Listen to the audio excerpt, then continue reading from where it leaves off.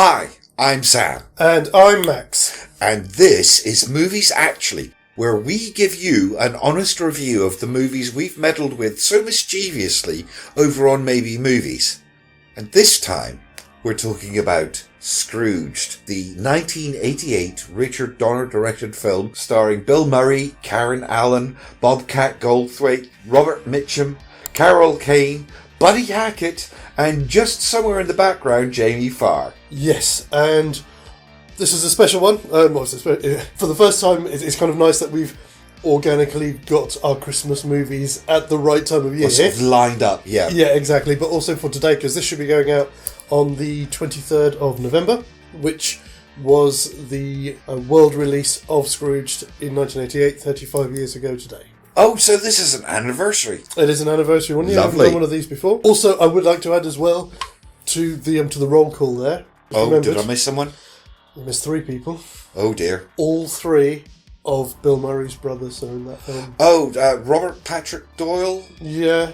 So it's the guy who plays his dad, Frank Cross's dad, is one of his brothers. Yes. The guy who plays his brother is one of his brothers. Oh! Yeah. And the other one I don't know. I think it's one of the other guys at the party with his brother in character. I knew about the one that played his father because he's done so much stuff. Yes. Really? Yeah. You learn something new every day. But yeah, this is a fantastic one, which we did for our second year of Maybe Movies. I think this was one of the ones that we did where we came up with one each, wasn't it? I think so. I think we were looking for Christmas stuff. I think as they said, that was it. It was originally It's a Wonderful Life and A Christmas Carol. That's and then right. You suggested let's do Scrooge. Let's do Scrooge because you've got to do the iconic one. Don't get me wrong, folks. I have seen many versions of A Christmas Carol and I love almost all of them. I haven't seen the one with Jim Carrey, so I can't comment. But otherwise, I love this story anyway. But this one is a version of the story told for a child of the 80s. Or the 70s, or even the 60s, really. Yeah, I mean, definitely, and it's certainly one that I've read quite a bit, that it has legs. It's become even more relevant since it was made. I mean, I'm trying to think. I've been trying to rack my brains over the past few days as to when I first saw it, and I'm not sure I can tell you. Oh, I know that we saw it as soon as it came out in the UK. No. Obviously, on video, we didn't see it at the cinema. I'm not sure what kind of cinema release it had in the UK, so I'm not sure about that. But as soon as it turned up on the trailers for the for videos, we had to go and see it, and yeah, brilliant. I'm reasonably sure I saw it before I moved to France, which was in 91. So I must have seen it. I'm thinking 1990. But again, I couldn't tell you the circumstances, I'm afraid. I mean, it came out in 1988? Mm-hmm. So it was either 1988 or 1989 that I saw it. So you didn't miss much time. No. At the time, I kind of looked at it as, it's a modern Scrooge film. It's only on repeat viewings that I've sort of got more and more out of it. Oh, you see, I loved it straight away. I grew up on television like Frank Ross did. And through the various trials and tribulations of my life, television has been the one constant thread in my life. And even as a child, as much as my nanny wanted us to, go out and play or maybe indulge in watching the Queen's speech, mostly we gathered around the televisions for those little events. Like, at one point in the 1980s and 1990s, you always had a James Bond film. Yes. Late in the afternoon or early evening. James Bond film on a Sunday or a bank holiday. These were little touchstones that went through every Christmas that we had. We were talking about it earlier, and you were saying about, obviously, it was the time for variety shows and comedy specials and all those kind of things. The Two Ronnies or, all of those guys, their Christmas specials. This is something that just doesn't happen anymore. There were Christmas episodes of, shows, prize shows. Oh, like game shows? Game shows, thank you. There we go.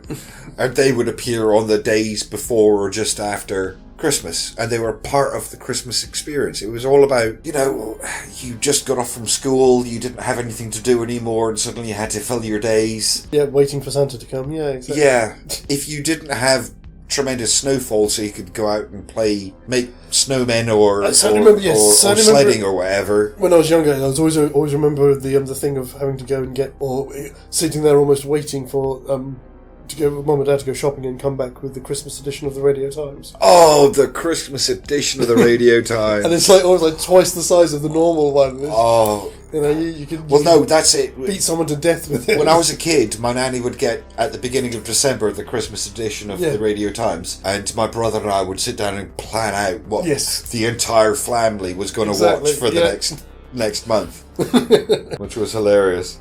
If you haven't ever heard of this, it is, as Sam said, a modern adaptation of A Christmas Carol, centred around Frank Cross, the youngest president of IPC, is it? IBC, excuse me. A television network based in New York.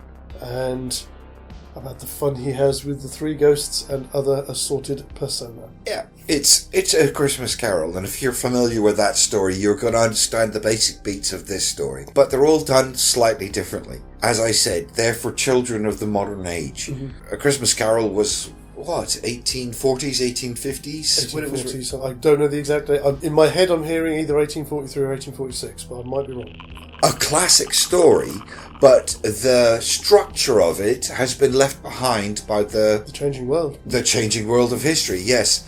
And so this is a presentation of that story with a modern context, told in a way that, well, at the time it was released, children would have understood implicitly. Mm-hmm. These days, maybe not so much. So I don't know how much relevance it has to young people these days. But for anybody born before at least the year 2000, mostly they would have seen at least some part of this happening. Yeah, if you're a Gen Xer, you'll remember this one definitely. But again, as we said, there's some fantastic performances in it. Obviously, I know we were talking earlier, the stand-up performance by Carol Kane. Easily my favourite ghost. Yes, which is weird because I saw her in this, obviously, and the only other film that I've seen her in, which is one that she made way back at the start of her career, is When a Stranger Calls, which she's fantastic in as well. Oh, right. I've seen one or two of her others, but I've never seen that one. Yeah, that's really good. It's really good. Go and check that one out as well. But she's fantastically maniacal in it. And gleeful too. Gleeful, so very gleeful. A lot of those apparently were real hits. I wouldn't be surprised at all. Especially this last time watching, I was paying attention and I could see him bouncing back from the impact. She wasn't holding back on some of those hits. It's a bit of a weird one because I was very disappointed with the Blu-ray because there's no extra features on it. Because I've been using, as we do the show now, it's given me an excuse to watch the extra features. Oh yes, which I've always been meaning to do. Yeah.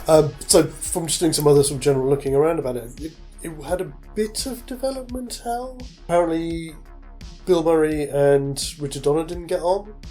That does not surprise me. I think it was more on Bill Murray's side. He didn't rate Richard Donner as a director of comedy. He just felt that a lot of the times on set he was just getting him to do things but louder. Oh, I see. I didn't realise that. That's kind of one of those things that makes me wince a little bit because, of course, he had the nightmare of developing Superman and what later becomes Superman 2. And just a few years later to run into the same problems in the studio system. Yes. Must have been a bit off-putting. So apparently this was also Bill Murray's return to the silver screen because after doing Ghostbusters, he went on and he was heavily involved, I think, in part of the development as well, of a film called The Razor's Edge, which I've never seen, never heard of. No, I've never heard of it myself. Because it tanked. Okay. And he was so down and depressed about that, he'd stepped away from doing films at all. Apparently went off and studied history and philosophy at the Sorbonne, and this was his return sort of 4 years after Ghostbusters. Oh, good Lord. And when you think, this is 1988, 1989 was Ghostbusters 2. Wow, I didn't realise he took a step away. I didn't know. No idea. Things you learn every day. Something else I did find out, which is again, I think you might find this quite interesting as well. It was kind of weird. So apparently, this is the film here, as wonderful as it is a very far removed from the original screenplay. Okay. The two guys who wrote the screenplay, it was chopped around a bit by the studio and by Richard Donner before we got what we finally got. And I must admit, I had to type this out because it was quite long. Apparently, so Michael O'Donnell, who was one of the co-script writers, in an interview shortly before his death in like 2012 or something, he said of this film, "We wrote a fucking masterpiece. We wrote It Happened One Night. I know the name, but I've never seen the film. No. We wrote a story that could make you laugh and cry. you would have wanted to share it with your grandchildren every fucking Christmas for the next 100 years. The finished film was a piece of unadulterated, unmitigated shit. Oh, so they basically hope to be the next... It's a Wonderful Life. It's a Wonderful Life, yeah. This is what I wished for. I think he's being a little bit harsh there, definitely. I mean... Alright, I'm going to say several things. It's a Wonderful Life is lightning in a bottle, especially when you understand the history of where the story came from. And the idea that you could compare yourself to something like that, even though he didn't say it, he was severely implying it. And yet, what? That it would supersede A Christmas Carol? I'm not sure. No. I'm not sure anyone has that capacity. These are unique and wonderful stories of the holiday season that deserve re-examination and reinterpretation because they are perennial in humanity and in its approach to certain subjects. It's you should be able to make a version of this for every generation while there is still some semblance of humanity left in the human race. I'll admit I was a bit disappointed that our last generation's attempt was a CGI fest. Even though I haven't seen it, so I can't really truly comment. But knowing who it was made by as well, I would like to see a genuine physical interpretation. Yeah, absolutely. But nevertheless, this is one of my favourite Christmas movies. It's in my top 3, along with It's a Wonderful Life and the National Lampoon's Christmas Vacation. That's the one I saw the least. I really like the first one, the original National Lampoon's Vacation. The Christmas one, for me at the time when I first saw it, that one was a bit tired of the format. Well, for myself, that was the first one of them I saw, you see. So I had no notion of what National Lampoon was about at all. Yeah, no preconception or anything. Just saw it. And it stuck with me. It stuck with me. Especially with Griswold's obsession with creating a really nice or perfect Christmas. Yes. I could, even though it was a very American film, I could relate to it and understand why you would want that, even at a young age. When I first saw it, I was about 18 or 19. Right. But I understood that you would want to have good Christmases and you'd want to recreate them. And so it just struck me straight away. Over the years, it's just grown and grown and grown for me. And I just love the humour so much.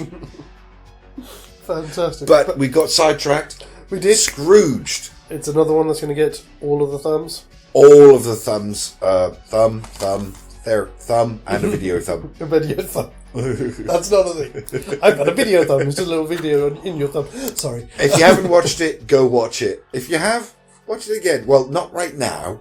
Wait about 3 weeks and then go watch it again. Absolutely. That's what you should do.